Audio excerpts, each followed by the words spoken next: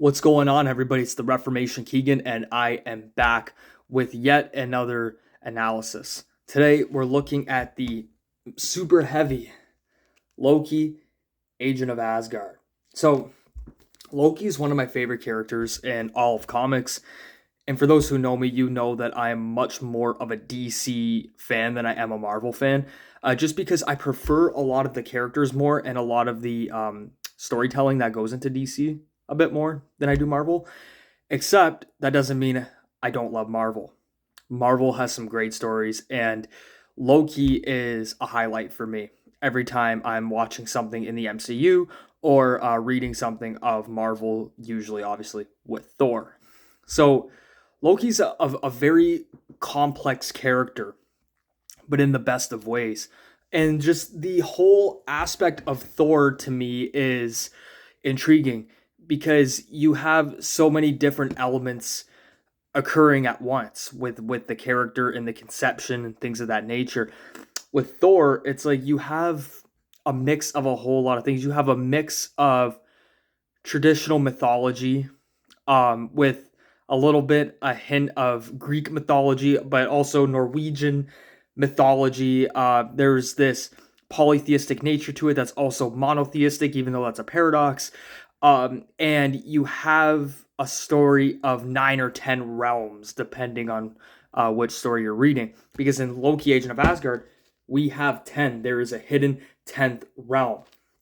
And that proves to be both consequential for Loki, but also a benefit in a lot of ways. Because throughout all of the intricacies of this story and all of the mythology that sometimes can lose a lot of people, there is a concrete theme in the narrative, and that theme is a moral dilemma. And I know I've said that term a lot in my analyses, but a lot of these characters go through various moral dilemmas that are worth looking at from a linguistic point of view. So with Loki as a character, you have a lot that's happening because Loki can be singular or Loki can also be plural. It's up to you because in this version, we have multiple iterations of Loki. With my favorite, honestly, being King Loki, but that's just me. In this one, we get pretty much a middle aged version of the character, and this version of Loki has a lot more morals than, let's say, King Loki. So again, here's a juxtaposition. You have contemporary Loki against King Loki. You have the present Loki against the future Loki. And you have, again, another complexity with the present Loki trying to fight with his past, but also negotiate with his future. So that's a really fun part of this story. And to me, it's the main part. You have, obviously, the tie-ins with Axis, which is a very high-end Marvel story, and you have the original Sin ones that are written by Jason Aaron, which are also very good and I highly recommend. Granted, I don't believe that they're necessarily essential to reading Loki, Agent of Asgard. They are included in this for, I would say, entertainment purposes, because they don't necessarily fully connect to the main story being told in Loki, Agent of Asgard. But what I do like in this particular story is you have Loki almost humanized. And really, too, if you watch the Loki TV show from Disney, there is a humanization of the character that we almost pretty much have never seen before. It's pretty much unprecedented. But the one thing that intrigued me with Al Ewing's writing of this is the fact that he has a multiversal timeline that seems very linear.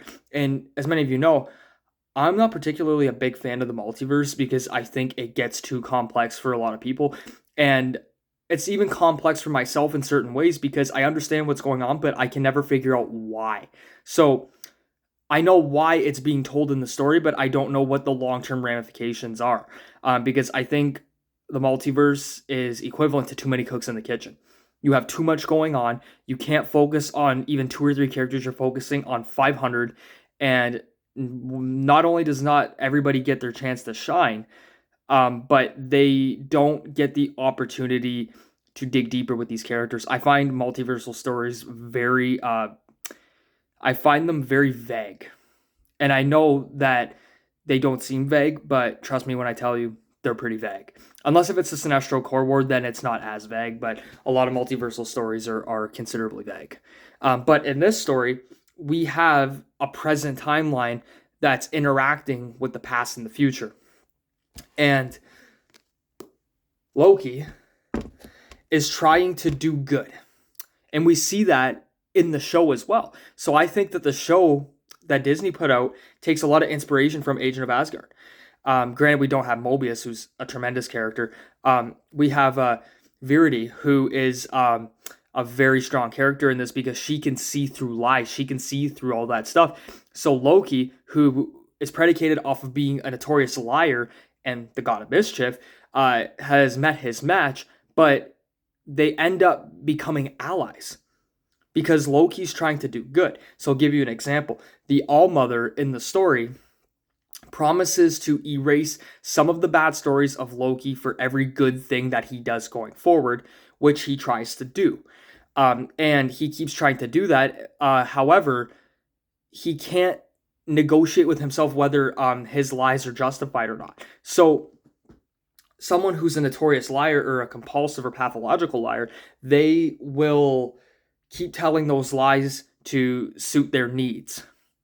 And Loki kind of is doing that in a way where he's justifying it, but he thinks he's doing it for a good reason. On the other hand, the All-Mother views that as a negative deed, probably. So for Loki, you have to come to a conclusion on lying. And he ends up getting a sword, which helps him become kind of like the god of truth. And that doesn't end up panning out because the story, I think, in the middle gets pretty muddied because we have him interact with Doctor Doom. Doctor Doom's a super strong character that's kind of based on prestige and power and control. But the story gets really good because he ends up locking up Loki because he views Loki as almost a danger. But then he gets let out, and then it's seemingly over. You know, it's only 1 to 2 stories. I would have liked to have seen a lot more of that because it seems like to me a lot of these stories felt a bit rushed. And then Al Ewing was getting on to the next one. So, for example, when the story goes to Axis, it ends up getting turned. So, Marvel is literally turned on its axis in this story. So, the Avengers become the villains, and guys like Sabretooth, they become the heroes. And Loki is somewhere in the middle, even though he's a little more heroic. But what I like about this is Thor is turned evil. So Thor loses everything. He loses his prestige. He's deemed unworthy, which means Loki can grab Mjolnir. So I liked that.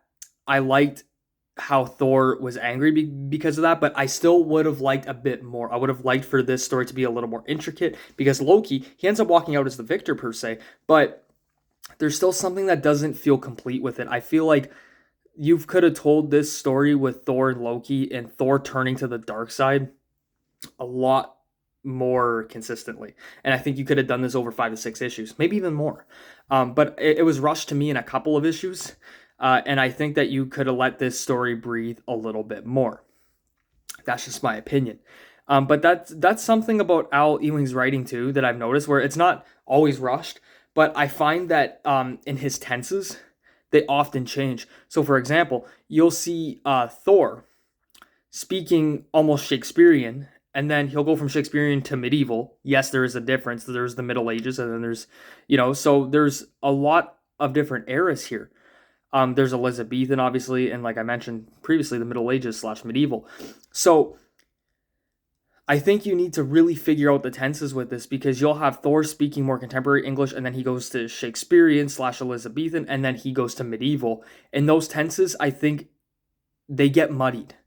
So I think you have to kind of stay with one. See, I wouldn't mind if Thor spoke a little more contemporary with a touch of, medieval verbiage, but when he gets angry, he goes full primal, he goes full medieval, and yells and, raises up Mjolnir. I think that would be something, and that could really generate, a lot of intrigue. And the same thing with Loki. I find Loki a little more grounded than Thor, but I find again, with the tenses, you should make Odin, for example, very, very old school, even more old school than he already is with his language. And same thing with King Loki. Have King Loki be very old school with his language, because this is going to be the past Loki and the future Loki encapsulated, because this is Loki's future. Make his language a bit more medieval. And I think that would give the characters more of exclusive identity with each other. That's just my opinion, though. However, excuse me, I do like the theme of fate in this. And I know, again, I spoke of moral dilemma earlier. However, King Loki is basically telling the present-day Loki that he's going to become him. So whatever happens, it doesn't matter. And this is a theme of almost philosophical pessimism, where you can stay pessimistic and it doesn't matter what happens in the world, nothing's going to change. And that's what's happening here. So King Loki is basically saying, hey, it doesn't matter what you do, contemporary Loki, you are going to become me, and I'm as evil and I'm as much of a bastard as I could ever be. So what are you going to do about it? And contemporary Loki is trying to change his fate, but there's a simultaneous motif of acquiescing, but also trying to make change. And again, that's how human beings are.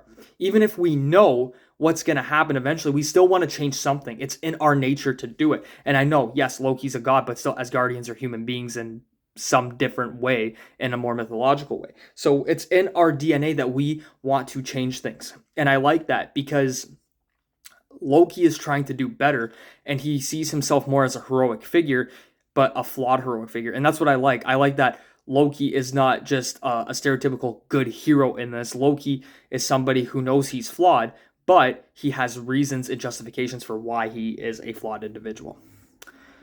So let me know what you guys think, because I really like this story. I think there could have been even more done with it, but I really did like its premise, and I liked the overall end game of it. So if you've read Loki, Agent of Asgard, let me know. Let me know what you think. And most of all, don't forget to like, share, comment, and subscribe. We are almost at 500 subscribers, and I'm trying to hit 3,000 watch hours so I can become a YouTube partner and put out better and more content for you. I'll see you soon.